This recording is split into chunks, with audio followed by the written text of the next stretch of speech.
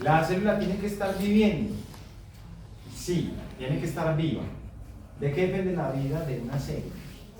De la producción de energía. Si una célula no produce su propia energía, se muere. ¿De qué depende la producción de energía? Del oxígeno. Si no hay oxígeno, se tuerce la ruta a lo anabólico por un tiempo. Si eso sigue ahí en lo anabólico, en lo anaeróbico, en lo anaeróbico, si se queda ahí mucho rato, la célula se va a morir. Un choque séptico genera muerte celular, porque si es una bacteria que está atacando el organismo, va a haber muerte celular. Solo por las bacterias va a haber muerte celular. ¿Sí o no?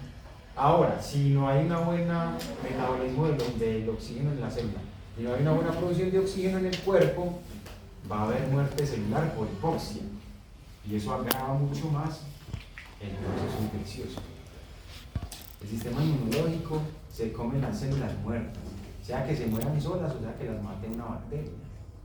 Si hay muerte celular por apoptosis, igual el sistema inmunológico va a tratar de comerse esas células. El problema es que en el contexto de la falla multiorgánica tampoco hay un sistema inmunológico que responda bien, porque la división celular en la médula ósea está fallida también. Por eso es que es tan grave este tema de la falla multiorgánica. Al paciente hay que sacarlo de la falla multiorgánica, pero rápido, porque si no, los tejidos no van a aguantar ese peso.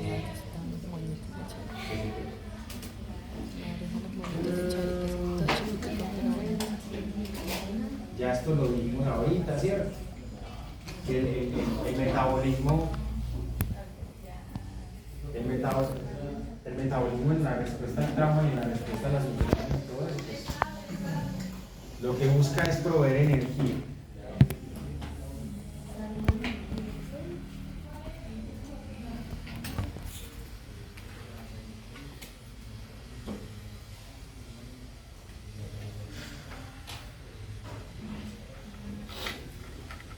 Ya dijimos todo eso, ¿sí o no? Sí. Eso lo explicamos.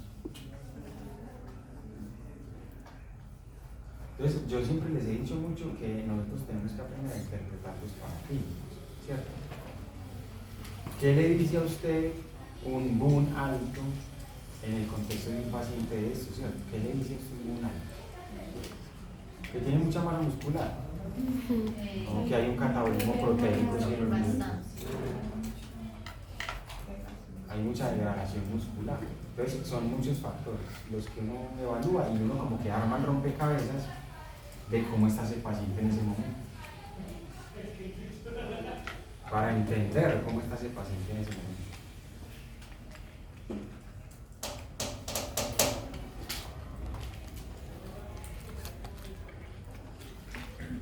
Ya lo dijimos. Bueno, no. Cuando estábamos hablando ahorita de los objetivos de la respuesta inflamatoria, hablamos de algunos objetivos, pero pues, los objetivos del tratamiento nutricional es reducir lo que más se pueda ese catabolismo proteico, la pérdida de la masa muscular. Pero lo más importante es trabajar en coherencia con el estado actual del paciente. Si está en choque, no podemos, o si está saliendo del choque, no podemos abusar del soporte nutricional, ¿cierto? Estar ahí como a la expectativa de esa mejoría del paciente para empezar a hacer los aumentos de aporte de energía. Realmente el tratamiento nutricional importante que uno puede tener con un tipo de paciente, con ese tipo de paciente, es cuando ya sale totalmente de la fase de choque y ya está netamente en recuperación y en cicatrización. Porque hasta que el paciente no esté plenamente bien en su estado hemodinámico, yo no le puedo poner 35 calorías por kilo. Hay pacientes de estos que tienen unas demandas calóricas demasiado altas, 2.5 de factor de injuria. Harris y Benedict por 2.5 en pacientes grandes quemados, quirúrgicos y todo eso. Para yo llegar allá necesito un paciente estable, un paciente que tenga un corazón que responda, porque si no, nosotros en práctica en la universidad fuimos a una sala de quemados y había una señora que se había prendido con gasolina y allá estaba hospitalizada, tenía como el 70 y punta, creo, me acuerdo, la superficie corporal quemada era muy alta, estaba totalmente enyesada y entonces pues veíamos ese tipo de cosas, como en esos casos las demandas energéticas son súper altas. Electrolitos, fluidos, sí, energía, pero si un paciente de esos está hemodinámicamente regular, yo no le puedo subir tanto. Entonces las calorías tienen que ir en función de lo hemodinámico. Listo. Y empezar a hacer esa cuantificación de los micronutrientes que una persona puede estar perdiendo por esas heridas. La persona quemada exuda mucho. ¿Han visto? Exuda, tiene mucho exudado. Porque la epidermis funciona como una capa reguladora de la pérdida de agua. Nosotros estamos perdiendo agua por la piel, claro, todo el tiempo, pero a una tasa lenta, a una tasa de sudoración normal, ¿sí o no? Pero si usted no tiene esas capas de piel, esos epitelios, la epidermis en buen estado, va a perder agua de una. Entonces usted en la quemadura es una persona que sale goticas de agua y eso lleva sangre, eso lleva proteínas, eso lleva vitaminas hidrosolubles que hay que reponer con él. Para eso es el ventaje, para que eso absorba todo eso y ya se va perdiendo. Hay unos objetivos que no son siempre logrables. Entonces, cuando usted tenga un paciente que está desnutrido a los 15 días, no se ponga a pegarse el pecho o a jalar el pelo, porque es muy normal que el paciente se desnutra en una estancia hospitalaria. Eso es lo más normal, es que el paciente está perdiendo peso. Esos pacientes, ¿por qué están perdiendo tanto peso? No es que eso no es culpa de la nutrición, es culpa de la patología de base. Otra fase de, bueno, aquí hablamos de los factores de estrés, eso no, con la fórmula química está bien. Lo que pasa en el exceso de calorías, ya hablamos de eso, ya lo hemos hablado, ¿no? Ya lo hemos hablado muchas veces. La escasa alimentación, ya saben lo que pasa con la escasa alimentación. El requerimiento de proteínas, ya estamos hasta el copete de la proteína. Aminoácidos de cadena ramificada, no estamos hasta el copete de aminoácidos de cadena ramificada. Les quería hablar de funciones de la glutamina, ustedes son expertos en eso, de la glutamina. Les quería hablar era de el paciente. Ustedes saben inglés o les quería hablar era del paciente neurológico, cómo solo por el traumatismo craneoencefálico se activa mucho esa respuesta energética, ese gasto energético, ¿cierto? Así hicimos mucho en ese por ser neurológico. A veces vemos un paciente que está en coma le dije, y no le demos pero es que hay lo mismo. Y luego dice, no, este paciente no está gastando tanta energía, porque no tiene. Pues no cuando tiene, se sienta no tiene hacia este lado es cuando empieza a pero de pronto tiene un Mis citas es hematoma cuando- subaracnoideo o algún hematoma renal o lo que sea. Esa condición hace que el cuerpo entre en un estrés metabólico y que tenga muchas demandas de energía, solo porque el cerebro es el que está afectado. Es una respuesta neurológica. Pero es que yo no le veo heridas, no le veo nada raro porque debería estar así. Lo está porque tiene un estado neurológico alterado. Hay una cosa importante con el traumatismo craneoencefálico desde el punto de vista del manejo nutricional. Primero, el riesgo de edema cerebral o el edema cerebral. Les había comentado en la primera clase que un paciente puede estar en UCI por un riesgo neurológico. No ha hecho deterioro neurológico, pero tiene un riesgo de hacerlo. Como tiene un riesgo de hacerlo, lo ponen en UCI. Cuando un paciente tiene un hematoma o tiene algún trauma craneoencefálico, puede hacer edema cerebral. Y el edema cerebral está asociado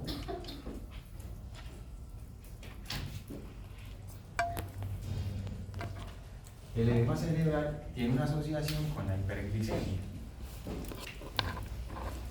El trauma va a generar un estrés metabólico y el estrés metabólico va a generar hiperglicemia, ¿sí o no? El trauma va a generar un edema y la hiperglicemia, ¿qué le hace al edema? ¿Lo mejora o lo empeora? El trauma craneoencefálico genera hiperglicemia por estrés metabólico, ¿sí o no? El trauma genera edema cerebral. El trauma genera hiperglicemia y esa hiperglicemia, ¿qué le hace al edema? ¿Lo aumenta o lo disminuye? Vamos a ver. Eso ya lo saben.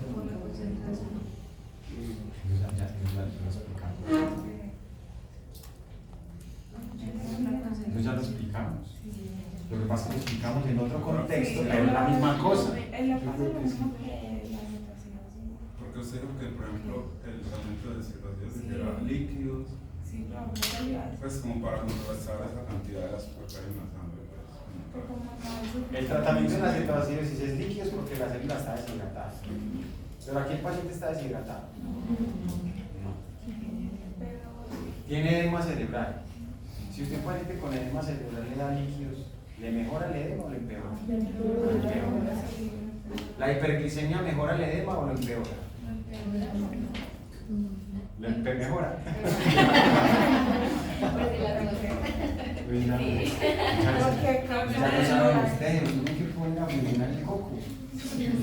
Estas horas. En Ya este saben eso. momento. ¿Por qué? Espere, lo que. ¿Cómo es que por la circulación? Por la saturación y la concentración La de los concentración de los sólidos. sólidos en el cerebro. Ya, lo mejora. Sí. Entonces, sí.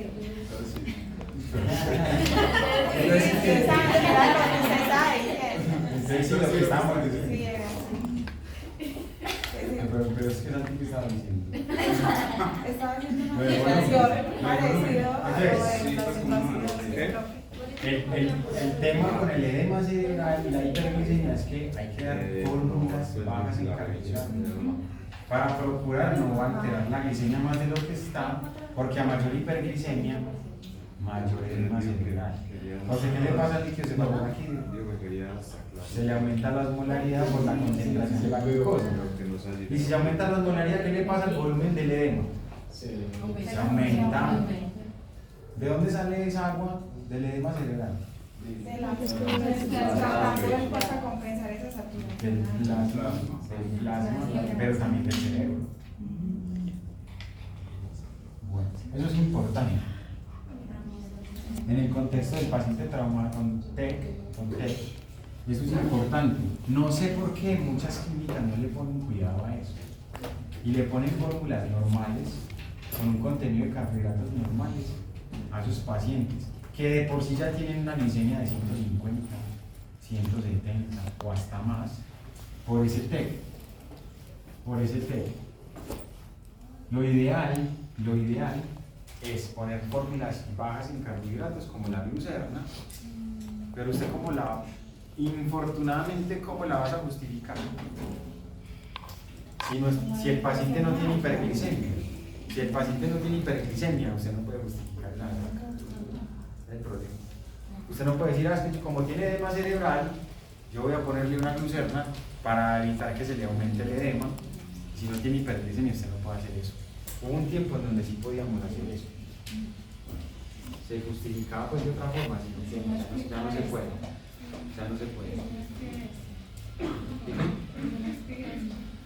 No, le pueden glosar eso. Se lo pueden glosar, le toca recibir la visita del glosar, es que no le pagan a la clínica. La EPS no paga eso. Entonces cuando llega el auditor, le dicen, no sé por qué le puso a este paciente glucerna, entonces le toca a usted explicar eso, y le dice, es que usted tiene que decir esa actividad, porque usted no sabe. Usted le dice al auditor, los auditores no saben y ellos son glosando de todo sin a veces sin explicación. Bueno, por último, en los pacientes que tienen estas condiciones como de cuadriplegia, displejía, que son pacientes neurológicos también, algunos de ellos muchachos, algunos de estos niños que tienen parálisis cerebral infantil y todo eso, algunos de ellos también son muy hipermetabólicos por la condición neurológica. Sin embargo, pues con ellos es otro cuento muy diferente porque ellos van a tener una pérdida de la masa muscular obviamente por naturaleza, ¿cierto? Porque están con una movilidad totalmente reducida, entonces va a haber una deflexión. Con respecto a esas discapacidades, bueno, ustedes ya vieron eso en niños, supongo, pero les recuerdo que las mamás de esos niños los quieren ver gordos como sea. Los quieren ver gorditos, no los quieren ver así en los huesitos y son sobrealimentándolos muchas veces. Y por eso muchos de estos niños tienen problemas de reflujo, ¿cierto? Sin necesidad. Cuando ustedes ven un niño de estos con bajo peso, es lo más normal. Y muchas veces los papás no entienden eso y le dan mucha comida a los niños. Por eso antes es contraproducente, porque si el niño se sube de peso, ¿quién es la que va a tener que cargar? La mamá. Se va a mover la columna. Bueno, dudas, preguntas.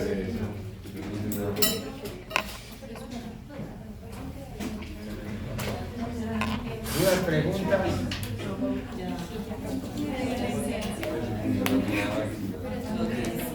No, ya ha sido básico.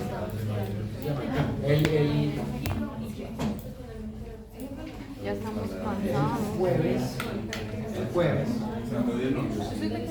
El jueves hacemos, aunque puede ser virtual. Puede ser virtual.